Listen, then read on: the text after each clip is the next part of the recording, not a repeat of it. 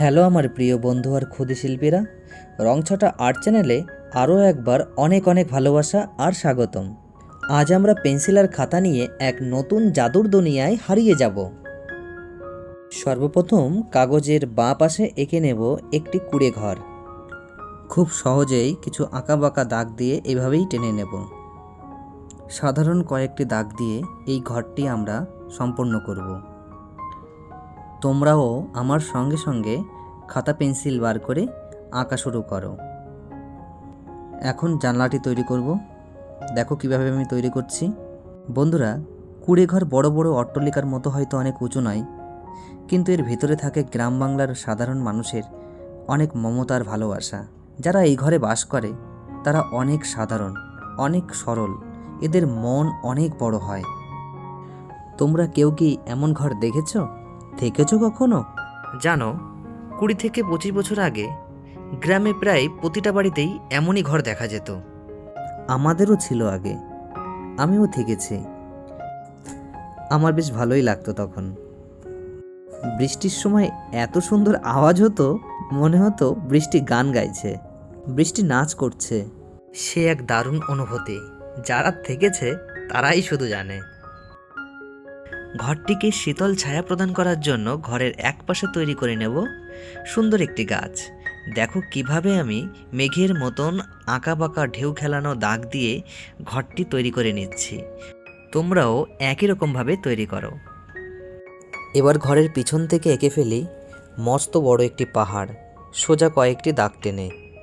মনে হচ্ছে পাহাড় যেন আকাশের সঙ্গে কি কথা বলছে, আর সূর্যি মামা তাদের উকি দিয়ে দেখছে। সে যাই হোক, এই দৃশ্যের সামনে রয়েছে আমাদের শান্ত পুকুর। তার আগে এঁকে নেব দূরের কিছু গাছপালা। ঘরের পাশে কিছু ঘাস দিতে হবে। ড্রয়িংয়ের ক্ষেত্রে ঘাস এমন একটা জিনিস যে না দিলে ছবির পূর্ণতা আসেই না। গাছের নিচেও কয়েকটি দিয়ে দেব। এবার শান্ত পুকুরে কয়েকটি পদ্মফুল এঁকে নেব। পদ্মফুল তোমরা কে কে পছন্দ করো? তাছাড়া তোমাদের প্রিয় ফুলের নাম কি আমাকে জানিও। আচ্ছা বলো দেখি, আমাদের জাতীয় ফুলের নাম কি জানো তোমরা? জানলে কমেন্ট সেকশনে জানিও, আর যদি না জানো তাহলে বড়দের থেকে একটু জেনে নিও।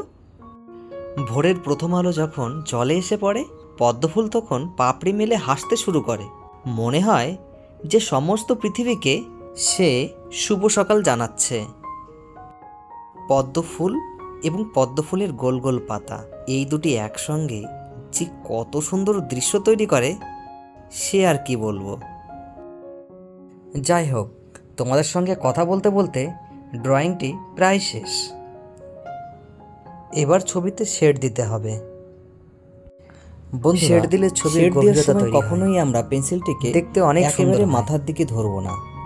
আমরা শেড দেওয়ার সময় পেন্সিলটিকে পেছনের দিকে ধরবো এবং কাত করব। তারপর হালকা হালকা করে ঘষে ঘষে আমরা শেড দেব। কখনোই প্রেশার ক্রিয়েট করব না।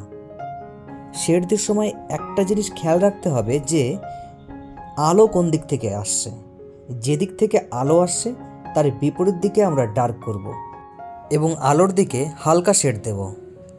পেন্সিলকে চেপে একবারে ডার্ক না করে সেই জায়গায় বারে বারে ঘষে ঘষে ডার্ক করতে হবে। পেন্সিলকে কখনোই শক্তভাবে আমরা ধরব না। দেখো আমাদের ছবি ধীরে ধীরে কত সুন্দর হয়ে উঠছে। পাহাড়ে শেড দেওয়ার সময় পাহাড়ের এক পাশে ডার্ক করতে হবে এবং অন্য পাশ হালকা রাখতে হবে।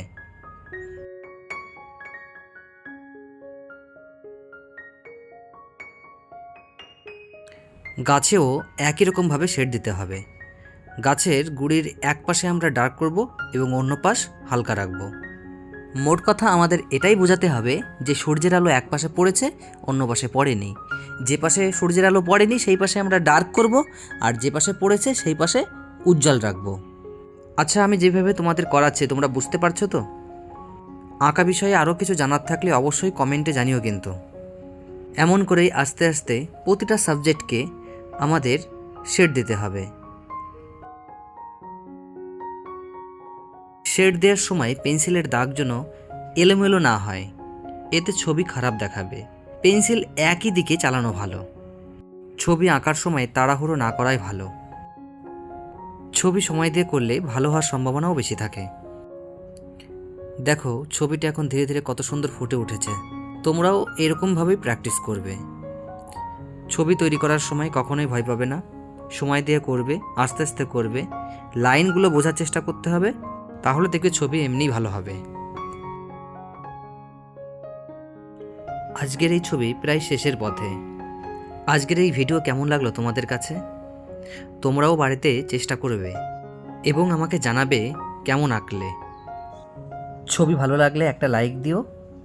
আরও নতুন নতুন ছবি আঁকা শিখতে চাইলে তাড়াতাড়ি সাবস্ক্রাইব করে আমাকে তোমাদের বন্ধু করে নিও। আজকে তবে আসি, দেখা হচ্ছে পরবর্তী কোনো নতুন ছবি নিয়ে। ততক্ষণে তোমরা সবাই সুস্থ থেকো, ভালো থেকো আর মন ভরে ছবি এঁকো। Tata, bye bye.